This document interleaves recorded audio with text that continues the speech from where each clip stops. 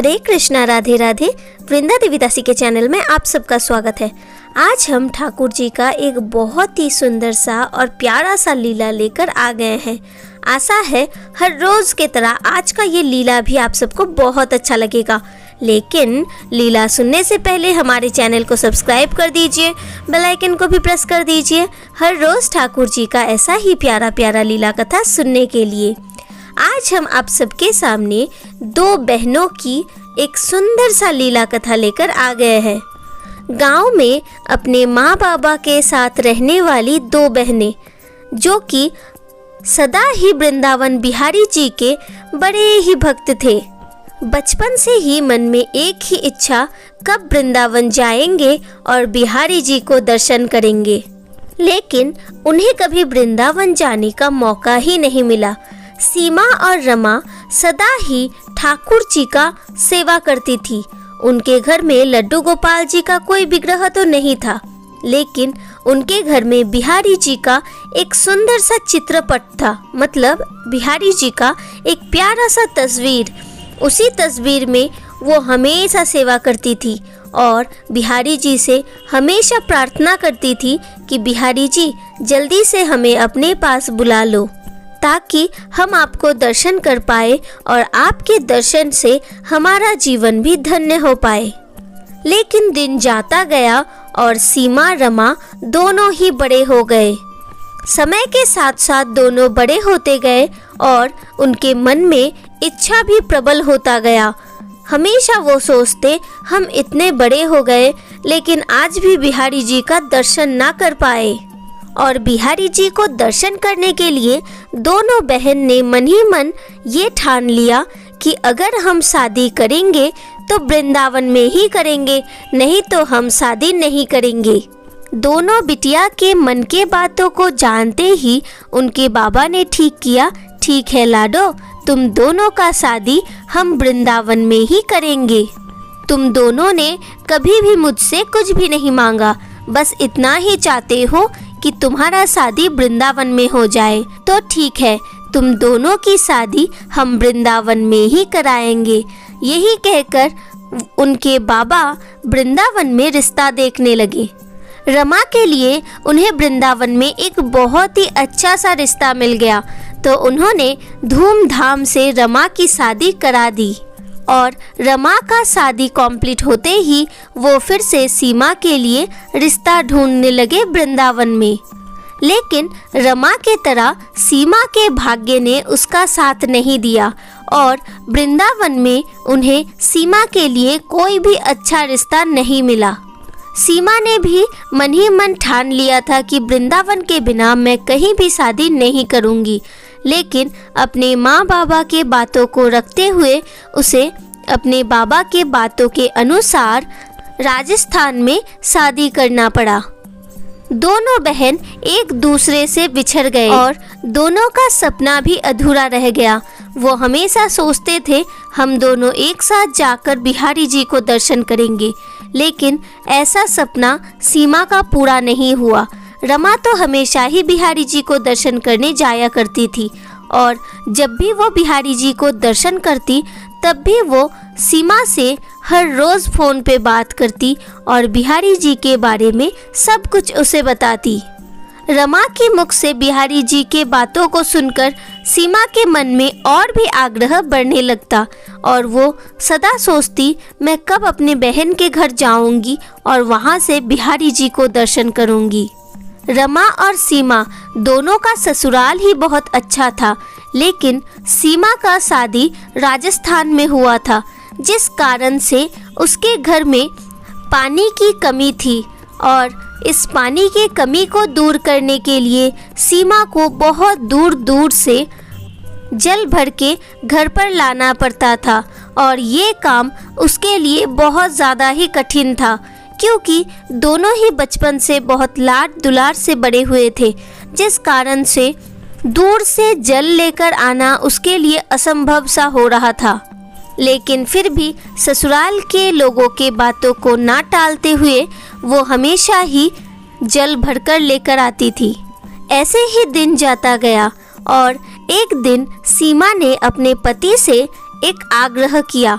उसने अपने पति से कहा, चलो एक दिन हम अपने दीदी के घर जाते हैं, वृंदावन जाएंगे तो बिहारी जी को भी दर्शन करके आएंगे। मेरे मन में ये इच्छा कब से है कि मैं बिहारी जी को दर्शन करूं, लेकिन कभी भी मेरा इच्छा पूरा नहीं हुआ। इसीलिए हम चाहते हैं आप भी हमारे साथ वृंदावन चलो और वृंदावन में बिहारी जी को दर्शन करके आते हैं। सीमा की बातों को सुनकर उसके पति बड़े ही प्रसन्न होते हैं, क्योंकि सीमा ने कभी भी उनके पति से कुछ भी नहीं मांगा था। आज पहली बार सीमा ने खुद से कुछ कहा कि मुझे वृंदावन जाना है। ये सुनकर उसके पति खुश होते हैं और उससे कहते हैं, ठीक है, तुम अपना पैकिंग कंप्लीट करो, हम कल ही वृंदावन के लिए निकल जाएंगे। और नेक्स्ट दिन सुबह सुबह दोनों मिलकर चलते हैं वृंदावन के लिए। कुछ ही घंटे में वो दोनों पहुंच जाते हैं अपनी दीदी के घर। सीमा और रमा एक होने के बाद दोनों की खुशी की कोई सीमा ही नहीं रहती, क्योंकि आज बहुत दिन बाद वो अपने बहन से मिल रही थी। दोनों बहन एक दूसरे को देखकर अपने खुशी को ना रोक पाए और दोनों ने ही गले मिलकर एक दूसरे का हालचाल पूछा। इतने दिन बाद एक दूसरे को देखकर दोनों ही बड़े ही प्रसन्न थे, और सबसे ज़्यादा प्रसन्न इसलिए थे क्योंकि बरसों का सपना आज पूरा होने वाला था। रमा ने अपने बहन सीमा से कहा, चल बहन, आज मैं तुझे वृंदावन बिहारी जी के दर्शन के लिए लेकर जाऊंगी और आज हम दोनों एक साथ बिहारी जी को दर्शन करेंगे। बरसों बाद हमारा इच्छा पूरा होने वाला है। इससे बड़ा खुशी शायद और जीवन में कुछ भी नहीं हो सकता। यही कहकर दोनों ने उस दिन ढेर सारी बातें की और शाम होते ही दोनों बहन मिलकर चले वृंदावन बिहारी जी को दर्शन करने। सीमा ने जब पहली बार बिहारी जी को दर्शन किया तो उसके मुंह से सारा शब्द ही गायब हो गया। उसे समझ में ही नहीं आ रहा था कि वो बिहारी जी से क्या कहे। बचपन से ही वो सोचती थी, जब मैं बिहारी जी के सामने जाऊंगी तो उनसे ये कहूँगी, वो कहूँगी, ऐसे बात करूँगी। लेकिन आज बिहारी जी को सामने देखते ही उसका सारा बोलती ही बंद हो गया। वो बस आंसू भरे आँखों से बिहारी जी को देखने लगी। उसके पास बिहारी जी को बोलने के लिए कोई भी शब्द नहीं था, इसीलिए वो रोते हुए ही बिहारी जी को दर्शन करने लगी और दर्शन करके वापस मंदिर के बाहर आ गई। मंदिर के बाहर आते ही रमा ने अपने बहन से पूछा, अब बता क्या बात किया बिहारी जी से? तो सीमा ने कहा, मैं तो बस बिहारी जी को देखती ही रह गई, मैं तो कुछ भी ना बता पाई बिहारी जी को। मन में कितनी सारी बातें थी लेकिन कुछ भी ना बोल पाई मैं। पता नहीं मेरे बिहारी जी क्या सोच रहे होंगे। तब रमा ने कहा, तू तो आज बिहारी जी को पहली बार देख रही है और बिहारी जी को पहली बार देखकर तो कुछ भी ना बोल पाई, लेकिन मैं तो अक्सर ही बिहारी जी को देखती हूँ, लेकिन आज तक मैं भी कुछ बिहारी जी को न बोल पाई। तू चिंता ना कर बहन, बिहारी जी तो मनमोहन है, वो भक्तों के मन की सारी बातों को जानते हैं। उनसे तू बात कर या ना कर, वो तेरे मन के हर बातों को जान लेते हैं। तुझे पता है, आज तक मैंने बिहारी जी से कुछ भी ना मांगा, लेकिन पता नहीं कैसे मेरा हर काम अपने आप ही हो जाता है। और सबसे बड़ी बात तो ये है कि बिहारी जी का इतना कृपा हम पर है कि हमें इतना अच्छा ससुराल भी तो मिला। ये बात कहते ही सीमा को एक बात याद आता है और वो रमा से कहती है, रमा, मेरा ससुराल भी बहुत अच्छा है, सब कुछ मुझे पहले से ही मिल जाता है, लेकिन बस एक ही चीज़ की कमी है और वो है हमारे यहाँ जल की कमी। पता है रमा, मुझे हर रोज़ 2 किलोमीटर 3 किलोमीटर दूर दूर से जल भरकर घर पर लाना पड़ता है और ये काम मेरे लिए बहुत ही कठिन है। मैं कर भी ना पाती हूँ, लेकिन फिर भी मुझे करना पड़ता है। पहले मेरी सासू माँ मेरे साथ जाया करती थी, लेकिन दिन ब दिन उनका भी तो उम्र बढ़ रहा है, इसीलिए मैं उनसे और जाने को नहीं कहती। मैं तो उन्हें हमेशा मना ही करती हूँ और मुझसे जितना हो सकता है उतना मैं खुद स्वयं ही पानी लेकर आती हूँ। बहन की बातों को सुनकर रमा को बड़ा ही कष्ट होता है। वो सोचती है कैसे अपने बहन की दुख को दूर करूं। और तभी वो अपने बहन सीमा से कहती है, ठीक है तू चिंता न कर, आज बिहारी जी ही तेरे प्रॉब्लम का हल निकालेंगे। यही कहकर वो दोनों बिहारी जी के मंदिर के बाहर एक मटकी के दुकान में चले जाते हैं और वहाँ से एक मिट्टी का मटकी ले लेते हैं और कहते हैं, ये ले, वृंदावन का माटी बड़ा ही पवित्र है और वृंदावन के माटी का महिमा तो हम बोलकर भी खत्म नहीं कर पाएंगे। आज इसी माटी से बना हुआ मटका तू अपने घर पर लेकर जा, देखना तेरा सारा परेशानी दूर हो जाएगा। सीमा मन ही मन सोचती है, अरे एक मिट्टी का मटका तू मुझे दे रही है, जब मैं इसे ससुराल में लेकर जाऊंगी तो सब लोग क्या कहेंगे? कहेंगे बहन को बस एक मटका दे दिया और वो भी माटी का। और जब मुझे सब लोग ये सब कहेंगे तो मैं उनसे क्या कहूँगी? अब तू ही बता। अब रमा सीमा से कहती है, तू चिंता ना कर बहन, तू चुपचाप इसे लेकर जा और अपने घर पर ही रख देना। अगर तुझसे कोई भी कुछ कहे तो तू कहना मेरी बहन ने मुझे दिया है और मेरी बहन ने मुझे जो भी दिया है ये मेरे लिए काफ़ी है। रमा की बात सीमा को बिल्कुल भी समझ में नहीं आती। वो सोचती है ये सब क्या है, मैं कैसे इस मिट्टी के मटका को अपने साथ लेकर जाऊंगी, सब लोग क्या कहेंगे। लेकिन फिर भी जब मुझे रमा ने दिया ही है तो मैं उसे अपने साथ ही लेकर जाती हूँ। यही सोचकर वो उस मटकी को लेकर अपने पति के साथ राजस्थान वापस चली जाती है अपने ससुराल। जब वो अपने ससुराल में पहुंची तो उसके ससुराल में कोई भी नहीं था। उनकी सासू माँ कहीं बाहर गई थी और उनके ससुर खेत में काम करने के लिए गए थे। इसीलिए वृंदावन से लाया हुआ रमा का दिया हुआ मटकी किसी ने भी नहीं देखा।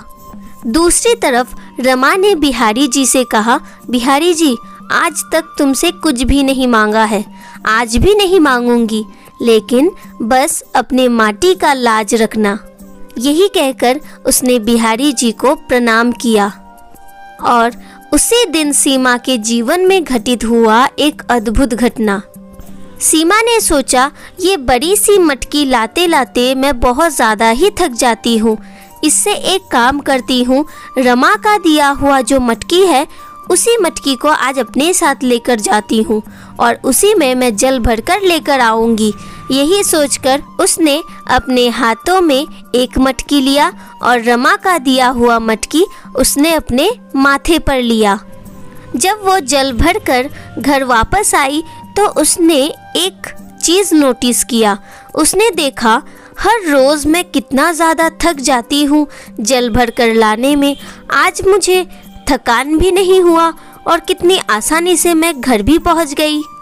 फिर उसने सोचा शायद आज मटकी थोड़ा छोटा है इसीलिए मुझे थकान नहीं हुआ। यही सोचकर उसने अच्छे से मटकी को रख दिया और अपने दूसरे काम में लग गई। ऐसे ही वो दिन बीत गया।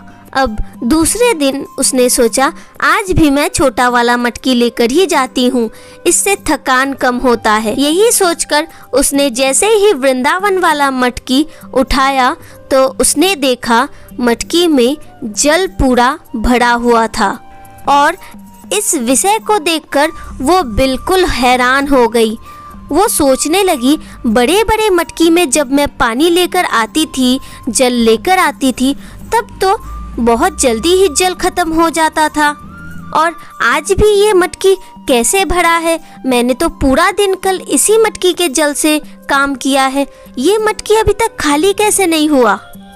ये कैसे संभव हो सकता है? एक छोटा सा मटकी का जल बिल्कुल भी खाली नहीं हुआ। कल तो पूरा दिन मैंने इसी से काम किया है। ये क्या हुआ हमारे साथ? क्या ये वृंदावन की माटी का चमत्कार है जो रमा कह रही थी, या फिर ये बिहारी जी का चमत्कार है जो बिहारी जी ने मेरे मन के बातों को पढ़ लिया और मेरे दुखों को हरने के लिए मेरे पास अपना बनाया हुआ मटकी ही भेज दिया? लेकिन कहते हैं ना, ठाकुर जी का लीला हर कोई कैसे दर्शन कर सकते हैं, बस सच्चे भक्त ही तो ठाकुर जी का लीला दर्शन करते हैं। और ऐसा ही कुछ सीमा के साथ भी हुआ। जब सीमा ने अपने ससुराल वालों को इस विषय को दिखाने के लिए बुलाया तो उनके ससुराल वाले वहां भागते भागते आ गए, लेकिन उन्होंने देखा मटकी खाली है और दूसरे तरफ सीमा मटकी को भरा हुआ देख रही है। शायद यही था बिहारी जी का अपरूप लीला। उनके घर वालों ने सीमा जी से कहा, अरे सीमा, तुम ना पागल हो गई हो, देखो मटकी खाली है और तुम कहती हो भरा हुआ है, तुम तो पागल ही हो गई हो। यही सोचकर सब लोग बाहर चले जाते हैं, लेकिन सीमा तब भी मटकी को भरा हुआ ही देख रही थी। ठाकुर जी के चमत्कार को वो समझ ही नहीं पा रही थी। मन ही मन सोच रही थी, कैसा हो सकता है, चलो कोई बात नहीं, मैं इस मटकी के जल को बड़ी मटकी में डाल देती हूँ, फिर देखती हूँ इसमें जल भरा होता है या खाली। और यही बात कहती ही वो बड़े से मटकी को अपने पास लाती है और उस छोटे मटकी के जल को उसमें डाल देती है, लेकिन फिर भी उसका मटकी खाली नहीं होता। और इस घटना को देखते हुए सीमा को विश्वास हो जाता है कि आज मेरे साथ जो कुछ भी हो रहा है ये बिहारी जी का कृपा है, और बिहारी जी मेरे मन के दुखों को दूर करने के लिए ही मेरे जीवन में जल का समस्या उन्होंने ऐसे दूर किया। अब आप बताइए, सीमा और रमा के जीवन में घटित बिहारी जी का ये प्यारा सा लीला आप सबको कैसा लगा? अगर अच्छा लगा हो, दिल को स्पर्श किया है, तो प्लीज़ वीडियो को ज़्यादा से ज़्यादा शेयर कर दीजिए ताकि हर कोई बिहारी जी का ये प्यारा सा लीला कथा श्रवण कर पाए। और सब एक साथ मिलकर बोलिए, बांके बिहारी लाल की जय, राधा रानी की जय, राधा रमन की जय, हमारी लाडो प्यारी की जय। अगर आपके जीवन में भी घटित है ठाकुर जी का कुछ ऐसा लीला जो आप हमारे साथ शेयर करना चाहते हैं, तो प्लीज़ हमें कमेंट में ज़रूर बताइएगा, हम अपना व्हाट्सएप नंबर आपको दे देंगे। और अगर आप हमारे चैनल में नए हैं तो प्लीज़ हमारे चैनल को सब्सक्राइब कर लीजिए, बेल आइकन को भी प्रेस कर लीजिए हर रोज़ ठाकुर जी का ऐसा ही प्यारा प्यारा लीला कथा श्रवण करने के लिए। मिलते हैं नेक्स्ट वीडियो में, ऐसे ही अपने गोपू के साथ, अपने फैमिली के साथ हमेशा हंसते रहे, बहुत बहुत बहुत खुश रहे। Hare Krishna, Radhe Radhe, thank you for watching.